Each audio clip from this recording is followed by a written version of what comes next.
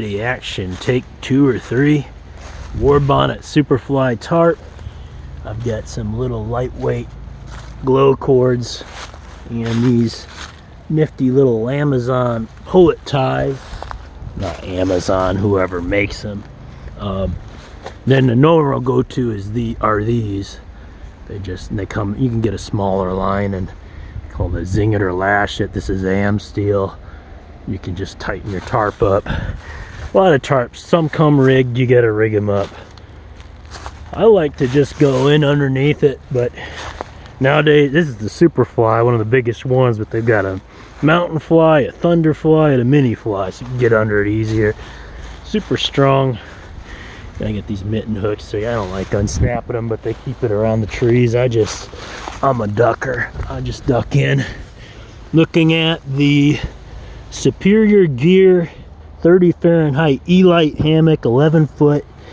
It's got a bottom quilt protector snap to it from Superior Gear. Inside it's a Magma 15 REI sleeping bag. Very nice sleeping bag. Got all the adjustments for the hood inside it. Generous shoulder girth at 63 inches. Nice fabric, 850 down. Very nice.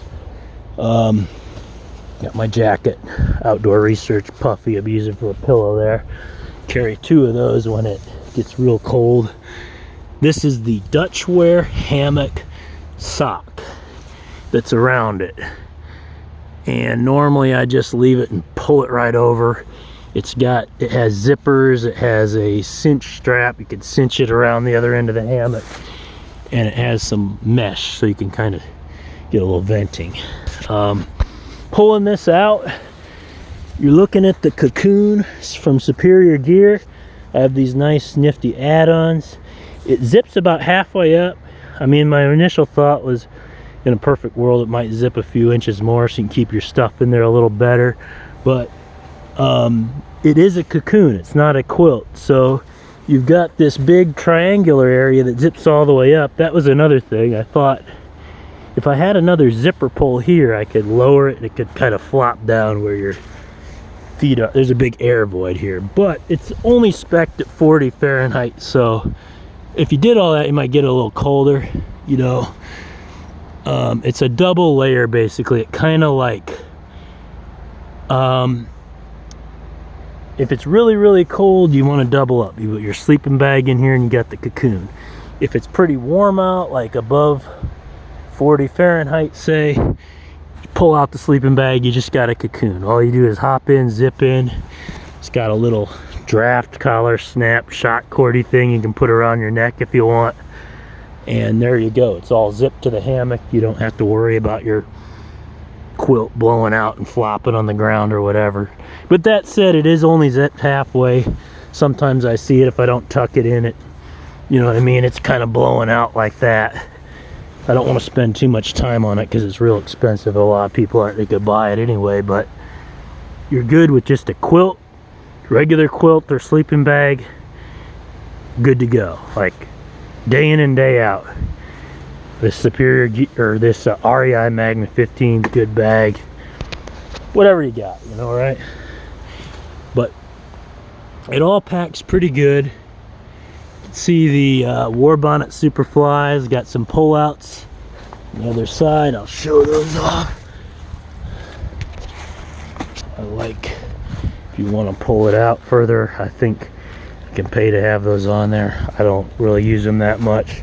You can also pay to have an extra pullout put on here. And these days, I'd go with like a mountain fly or thunder fly or something, the mini fly, baby. You don't need, I don't know if you need quite as much fabric as this Superfly, but if you want complete privacy, blockage from the wind, the snow, whatever, it is the way to go. I like just a diamond night hammock. Yukon Outfitters, my normal tarp most of the year. Tie the tree here, there, one to the ground on either side, you're good to go. This is luxury, this Superfly. But what I'm saying is it's a lot of cords and ties to manage too. You got there, those doors, you got a couple up there. Anyway, here's a hammock gear. ridgeline organizer. A lot of times you just take your stuff sack, put it on there. Simply Light Designs and some companies like that will pretty well build you a hammock. They'll sew on some pockets for you. They'll even sew on some bottom insulation. I think Dutchware is doing that these days. There again, you're looking at it.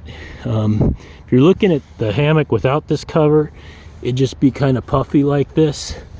I will say, I've tested this hammock well. I've got the 0 Fahrenheit too. When the temperature drops and drops and drops, eventually you can kind of feel it through here. I would just say this is a 30 Fahrenheit hammock, about 25 Fahrenheit I feel that, and that's what this sheet does, this extra add-on protector. It kind of evens out the temperature, blocks the wind a little bit. If I were you, I'd look at a 15 Fahrenheit unless you're just going completely in the summer. I mean, but I live where it gets pretty cold, so, but buy once, cry once. I got this a good deal. It was a closeout. Some zippers weren't long enough, some other things. It was a little cheaper, so if I was buying it new, I would order the 15. But yeah, I consider that's just more down to pack. The 0 Fahrenheit one, I can hardly fit it in a bag. It's so puffy. But a lot of times you see those guys, gals and guys going out, winter hangs, like the frozen butt hang and stuff. I mean, they're pulling a sled. Shug, outdoor, mother outdoor friend, YouTube of a character, he's dragging a big old sled out there. He's going 40 below, you know. He's got a 40 below Superior Gear hammock. So they made it for him, you know. Good company out of Minneapolis, St. Paul. Anyway, I don't know if my recording's still going at 6 minutes. I don't have much more to say. I think this is going to turn out to be pretty nice. I was running this on top of my, so when it gets really cold, it's hard to explain. I carry a pad with me all the time. It's part of my kit. This 30 Fahrenheit hammock, I will put my blow up Thermarest Neo Air X Lite in there, and I'll get that extension, you know. I'll get it. Now I'm going to 5-10 degrees Fahrenheit, well below freezing. I got my pad, my 30 Fahrenheit hammock, my 15 Fahrenheit sleeping bag, and my Cacoon top cover. That's a lot of material to carry. I mean, this is more what I call winter bike packing, whatever. I have thoroughly tested hammocks versus tents. I mean, you're on the ground with the tent, you're getting your knees all wet, you're crawling around, shoving a lot more stakes in the ground. It's just a toss-up what you like, you know. The hammock, no matter what way you dice it up, you know, yeah, it's got a little bit of curvature to it.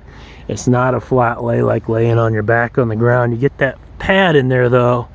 I run a 66-inch Neo Air X Lite women's, and I'm about 5'11".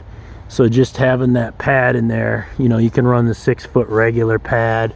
I've got a medium wide X-Ped down mat, you know. The mummy shape of that pad gives you what you need there. And then you can use that in almost any hammock. My summer hammock, it's just an Eno Sub 6. That's just a small hammock, super lightweight. Put the pad in, put the sleeping bag in, or quilt, depending on how cold it is. I don't have a ridge line. I don't have much at all.